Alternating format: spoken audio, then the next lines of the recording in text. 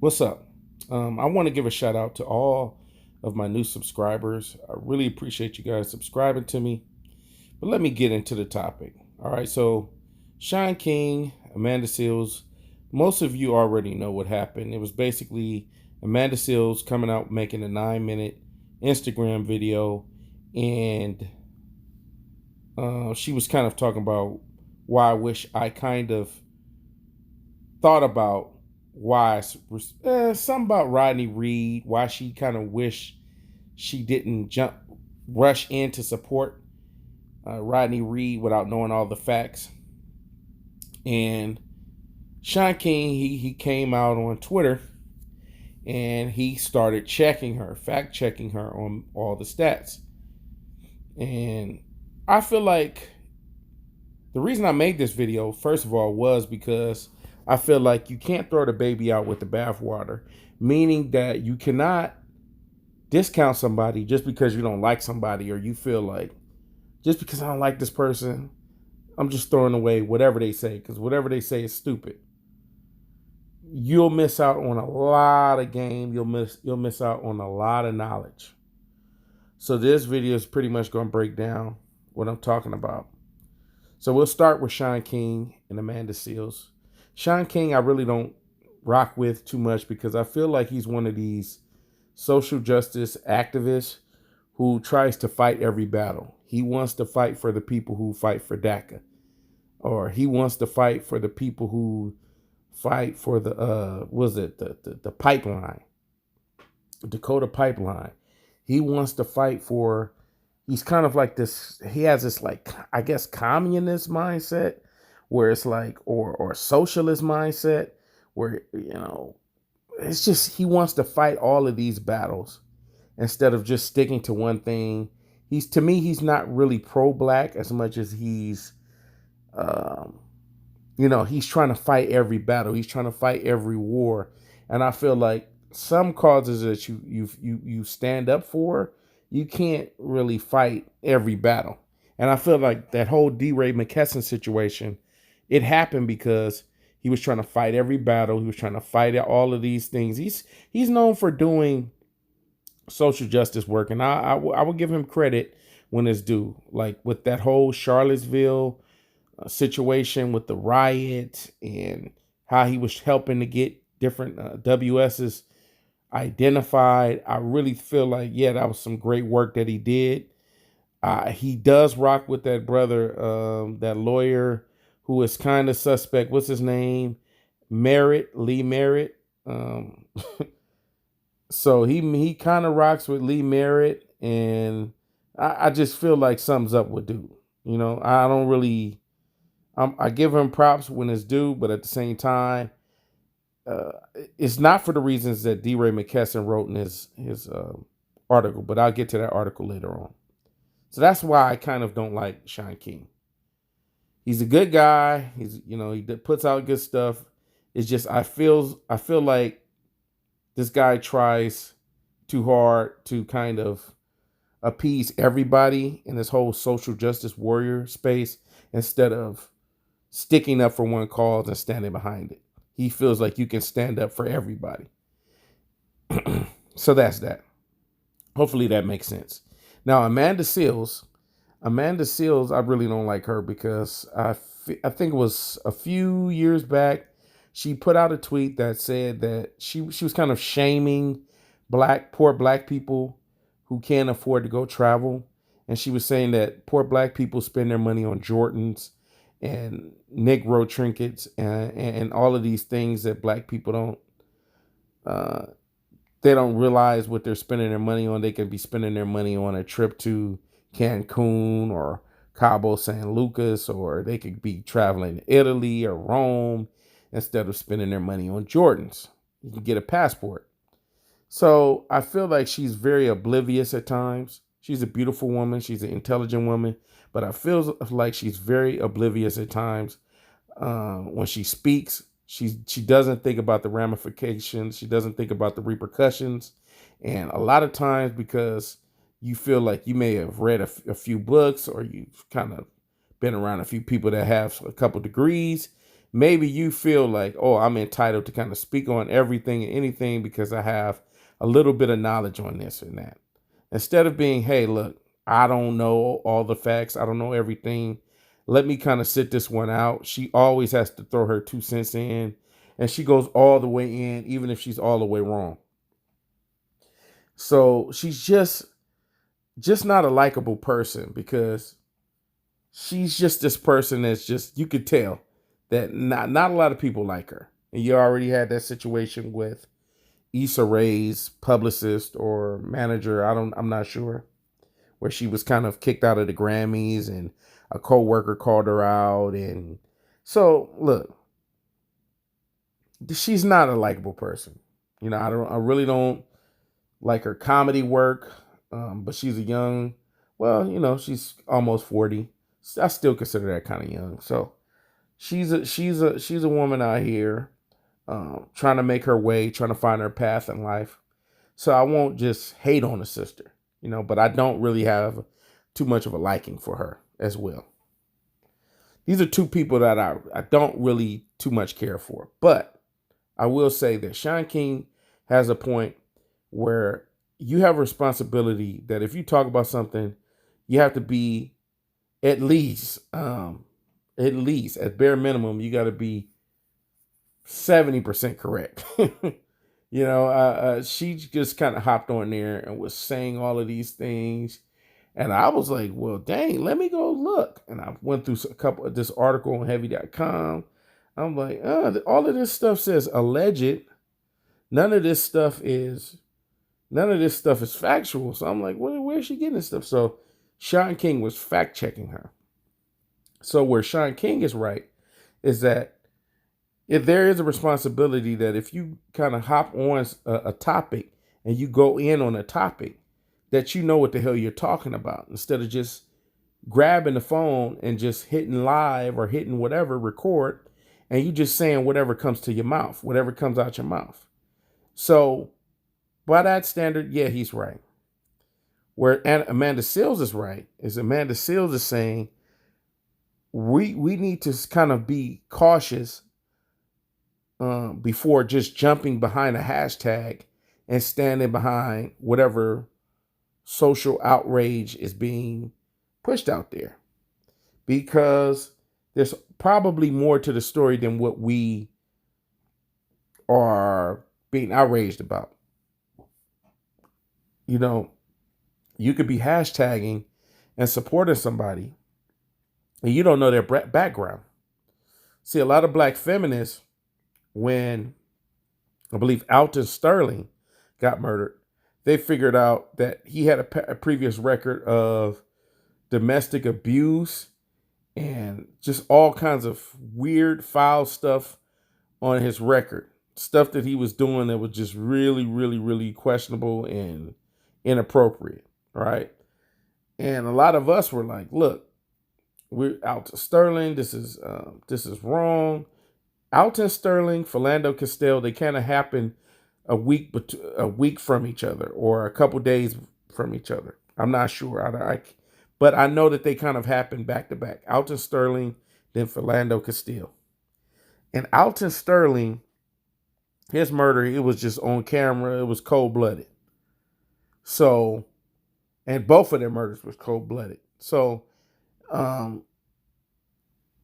some people felt a certain type of way for supporting Alton Sterling because his background was kind of suspect. If you're a black feminist or you identify as a person that's like pro-woman or whatever, then you probably looked at his background and was like, well, this mother effer deserved to die, the type of stuff he was doing or whatever. But I'm being a person that's like B1, or I'm like, look, I'm looking at the situation for what it is. If I see the Rodney Reed situation, I'm looking at the situation for what it is. Either he committed this crime or he did not commit this crime.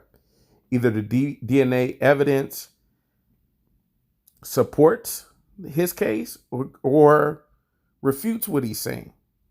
So, according to all of the research that's being done through the Innocence Project, I believe that's what it's called. This dude is pretty much innocent of at least of that crime. And I think that's what the focus needs to be on. But at the same time, you got to be cautious and careful behind just jumping behind the hashtag without really kind of seeing what you're supporting, because it may be against your beliefs. It might be against whatever you believe. Now, Shaun King has done this a couple times. He put out some kind of tweet of this girl who claimed that she got assaulted by an officer, and people were getting outraged about that. And then come to find out, it was completely fabricated. It was a complete lie. It was all made up. And I guess the chick was clout chasing. So he had to come out. He kind of had to apologize for that. That's why I said, coming back to that D. Ray McKesson article, this was one of the things that was in this article. Also, Shaun King had put out some stuff talking about this little girl had got murdered by white supremacists. That many people suspected that they saw white supremacists who shot this little girl in the head while her mom was at a donut shop, and the white supremacist was on the run. And at the same time, black people were just getting outraged and getting upset.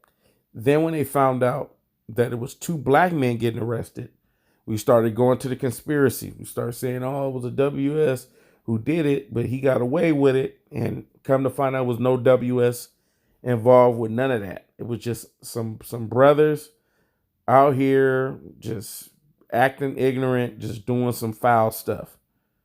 And it was almost like the outrage disappeared. It's almost like, well, because another black person did it to another black person, it doesn't really matter. That's what you kind of saw in the conscious community. And very few people really address the aspect of black lives really mattering to the black conscious community, which I think they do. But at the same time, you got to kind of push back and have both sides of the argument to kind of see what both sides are talking about. So I follow people that I kind of don't always agree with because I want to hear their aspect as well. So I feel like Amanda Seales has a point. Look at the Kanika Jenkins situation. Everybody was an internet sleuth. Everybody was an internet detective, coming up with all of these different scenarios, researching different Instagram live videos. Oh, her homegirl set her up. Watch this. It was one girl, she did like a 60-minute video, and she was breaking down everything that happened, and she came up with this flim-flam conspiracy solution. It sounded good. I listened to it. But none of it was based on fact. It was all conjecture, all speculation. And, she got a lot of views for that. She I think it was like it was on Twitter or YouTube. She was getting a lot of views for that. And she was just throwing it up against the wall, hoping it sticks. And we have a lot of that sometimes. And come to find out, there was like a video footage of her strolling alone inside of a hallway, and people were like, that's not her. She looks a lot heavier. That woman has more hips and more breast than Kanika Jenkins. This is another woman. That's not her. And next thing you know, it's just no footage of her going inside of her freezer. It's just she ends up in a freezer somehow. So there was never anything to it, but everybody was trying to play internet detective, and there was no solid facts. So that's where Amanda Seales is right. She's right on. Look, hey, let's easy there. Let's be careful. Let's kind of look at the situation as a whole and come to a conclusion. And I think Shaun King is saying that because I've been through this, because I've done what you've done before, we need to come correct when we're saying certain things about certain people, especially if we don't have accurate information. So, as I say, don't throw the baby out with the bathwater. Don't do that. There's people that have actual valid points on what they have to say. It's just you're shutting them down or you're shutting them out because you don't like them or you feel like whatever. Look at everything that how everything else has unfolded in the conscious community within the past couple of weeks.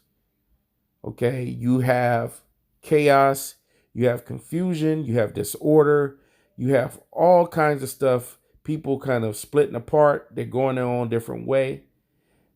And what you have is people who are just so dogmatic about who they follow on YouTube or who they revere so much because they've been following a person for so long. They can't break out of that trance and say, "Hey, look, man, let me hear another opposing view." This is what you have right now. You have people that have opposing views, but they don't want to listen to opposing sides. You see, I'm listening to both sides. You see, when Flex or Tariq had got into it with Michi X and Michi X started it, I never heard of Michi X. Maybe one time because I was following this girl named Paris Milan for a second. Then I felt like her videos were kind of, you know what? I don't know about this. It's kind of feministy. Let me kind of back up. Let me kind of back up off of these videos.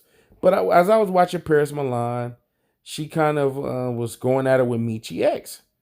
And I didn't know who Michi X was. I know she was dealing with Boyce at that time, but I didn't really follow her that much. So I see Instagram Live, you know, old boy's looking all flustered. He's saying all of these WS kind of whatever kind of terms that berates black women. Whatever you could think of that is berating or derogatory towards a black woman, he said it in his Instagram Live. And you got all his people cheering this on. And at this point, I'm a diehard fan of his. So I said, let me go see what this Michi X is about. And I listened to her thing. I said, damn, this chick is bringing some heat. You know, I wasn't just listening like, look, like, okay, I know some of the stuff she was saying was wrong. Like, oh, you have to pay double. You're paying to get him to throw the conference, and then you pay again for a ticket, where he does have an option for you to buy the ticket right then and there. So that was inaccurate. That was false. So, but everything else she was saying was pretty much on point. She had some valid points. I think the presentation was a little bit different. You know, that she has her way that she does it, her videos.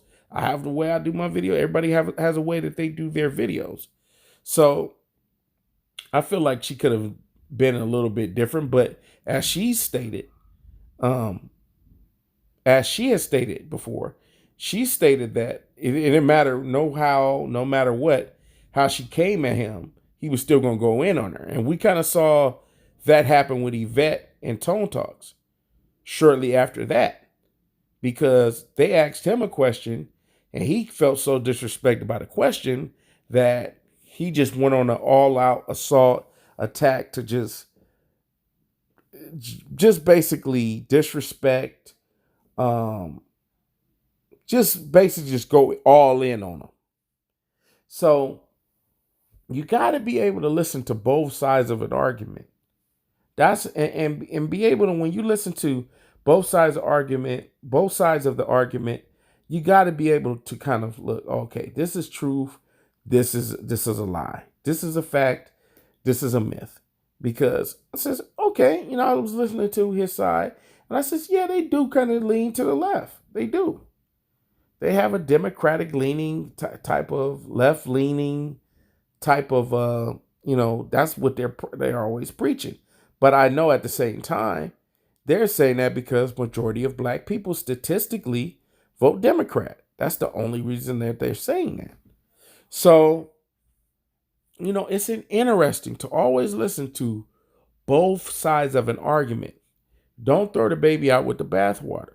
Learn from the opposition. The opposition, sometimes they have valid points. They can see your weakness. I have a gentleman that I follow that I've been supporting that's a Pan-Africanist. I consider myself ADOS. I still support ADOS. I still support Yvette and Tone, even though they say some stuff sometimes. It's like, okay, I don't really want to do that. I don't really want to put that out there. But, you know, they do and say things sometimes that are a little different. But overall, I'm an ally of them. I support them. So you got to be able to come to your own rational conclusions when you listen to both sides. That's all I'm saying. You got people that can't listen to the opposing side, and that's where it hurts them. I feel like there's always something. I'm sorry, I was just telling you about a Pan-Africanist friend. He's able to, with this whole ADOS thing, when it fell apart, he was one of the first people I says, "Hey man, what's up, man?" I was talking to him, you see what's going on. He's like, "Yeah, man, this is what I was trying to tell you back then, but you wasn't trying to listen to me." I says, "You know what, man? You was right. I was so die hard with this person, I didn't want to see it the way." And he was right. I apologized to him. I said, "You was right, man." Now, he's still against the ADOS movement, because he's a diehard Pan-Africanist. But I support the brother, and I consider him a good brother, a good friend online, because ultimately he just wants to see black people in a better situation than what they currently are. And sometimes you got to check yourself. Sometimes you got to just listen to the criticism, and you have to check yourself. So that concludes my my show, or my broadcast for today. And I'm out. Diablo the Truth. Like, comment, and subscribe. Holla at your boy.